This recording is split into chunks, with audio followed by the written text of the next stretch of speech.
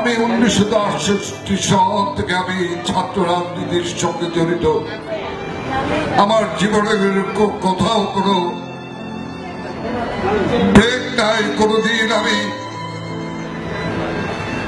আমার 1968 সাল থেকে অদ্যাবধি পর্যন্ত আমার জীবনে আমি কোনোদিন এই দল থেকে আমি একদিনের জন্য আমি বিশ্রাম নিইনি। আমি কখনো ছাত্রলীগ, কখনো যুবলীগ, কখনো আওয়ামী লীগ হিসাবে আমি দায়িত্ব পালন করেছি। আমার দায়িত্ব পালনে কোনো খুঁত ছিল না। আমার ভাই এবং বোনেরা, আপনাদের ভালোবাসা নিয়ে আমি 10টি বছর এলাকে আমার সন্তানের মতো আমি ভালোবেসেছি। আমি আমার এই এলাকার মানুষদের সেবা করতে এসে আমি হারিয়েছি আমার রত্নের, আমার বুকের ধন, আমার একমাত্র ছেলেটিকে আমি হারিয়েছি।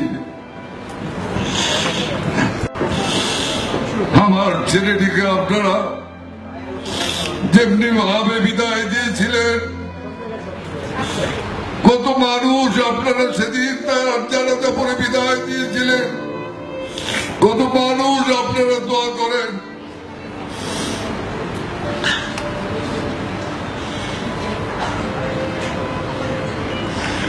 আমি আপনাদেরকে এই ঈশার আজান দিয়েছে, আমি আল্লাহকে সাক্ষী রেখে বলছি, আমি আমার জানাজাটা পড়া পর্যন্ত আপনারা, আমি মোহাম্মদপুর আদাবর থেকে আমি কোনদিন ছেড়ে বাংলানগর থেকে আমি বিদায় নেব।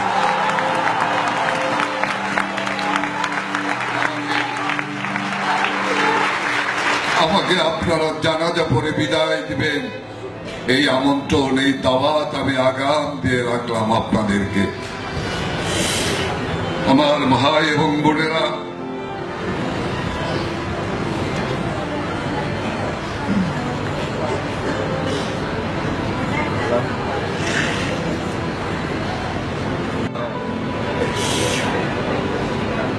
আপনাদের কত শাসন করেছি, আমি কত কিছু পালন করেছি, শুধু এই এলাকাটির মানুষের শান্তির জন্য, শৃঙ্খলার জন্য আমি কত জায়গায় বাধা হয়ে দাঁড়িয়েছি। শুধু এলাকার মানুষের কাছে আমাদের আস্থা, বিশ্বাস স্থাপনের জন্য। সেই মানুষের আস্থা এবং বিশ্বাস রক্ষা করতে হবে আপনাদের।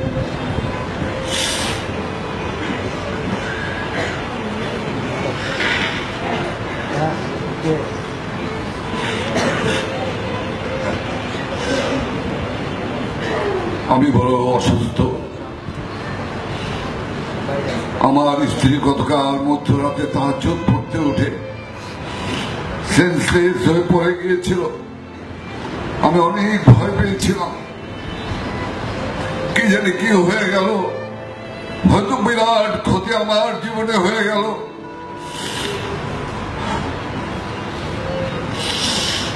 আমি আপনাদের কাছে আবার আসতে চাই, সাদেক খানকে, আমার ভাই সাদেক খানকে নৌকা মার্কায় বিজয়ী করে এমন একটি সভায় আমি আবার এসে আমি কাঁদবো না, আমি হেসে হেসে যেন আপনাদের সঙ্গে আমি কথা বলতে পারি, আমি সেইভাবে আমার ভাই এবং বোনেরা, আমার মুরব্বীগণ, আপনারা দোয়া করবেন আমার জন্য, দোয়া করবেন আমার পরিবারের জন্য। বিশ্বাস করুন, আমি আমার ছেলের কসম দেব না, তবে আমি বলতে পারি হাজার হাজার কোটি টাকার কাজ করেছি, কোনদিন আমি কোন হারাম স্পর্শ করি নাই, এ কথা আমি আজ আল্লাহকে হাজার নাজের করে বলতে পারি। আমি মধ্যরাতে ঘুরে বেরিয়েছি, কোথায় রাস্তার কাজ হচ্ছে, কি হচ্ছে, কোন ধরনের ইট দিচ্ছে, কোন ধরনের ব্রিক দিচ্ছে, কোন ধরনের সেফটিন দিচ্ছে, কি কি বালি দিচ্ছে, কি সিমেন্ট দিচ্ছে। আমার সঙ্গে দেখা হতো রাতের বেলা পাহারাদারদের সঙ্গে, পুলিশের সঙ্গে দেখা হতো, আর মধ্যরাতে চলাচলকারী মানুষের সঙ্গে দেখা হতো। এই মোহাম্মদপুর আদাবর শেরেবাংলানগর এলাকা এখন অবাধ বিচরণ, আজ অবাধ বিচরণ ভূমিতে পরিণত হয়েছে। মানুষের জীবনে নিরাপত্তা ফিরে এসেছে, ব্যবসায়ীরা তাদের ব্যবসার নিরাপত্তা পেয়েছে। সেই কারণে কত ব্র্যান্ড শপ এখানে চলে এসেছে।